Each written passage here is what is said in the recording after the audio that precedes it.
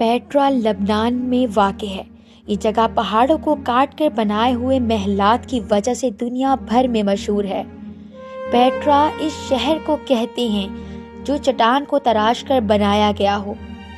Petra کو روس city بھی کہا جاتا ہے۔ پیٹرا اپنے چٹانی ماحول میں تقریباً مکمل طور پر چٹان کو تراش کر بنایا گیا ہے۔ وہ گلابی رنگت کی ہیں۔ یہ عمارت قرمزی، گلابی اور ارغونی رنگ کے رائم اسٹون سے تراش کر بنائی گئی تھی۔ یہ عمارت 312 قبل مسیح میں نباطینی لوگوں نے بنائی تھی جو سعودی عرب، لبنان، شام اور موجودہ اسرائیل میں رہتے تھے۔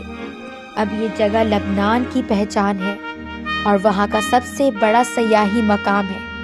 یہ جگہ کافی عرصے تک دنیا کی نگاہوں سے چھپی رہی، مگر 1812 میں ایک سوئس ماہر آثار قدیمہ جان لیڈاگ نے اسے دریافت کر لیا، جو دنیا بھر کے سیاحوں کے لیے دلکشی کا باعث ثابت ہو رہا ہے اور پیٹرا کو دنیا کے قدیم عجوبوں میں ایک عجوبہ ثابت کرنے کا باعث بھی ثابت ہو رہا ہے۔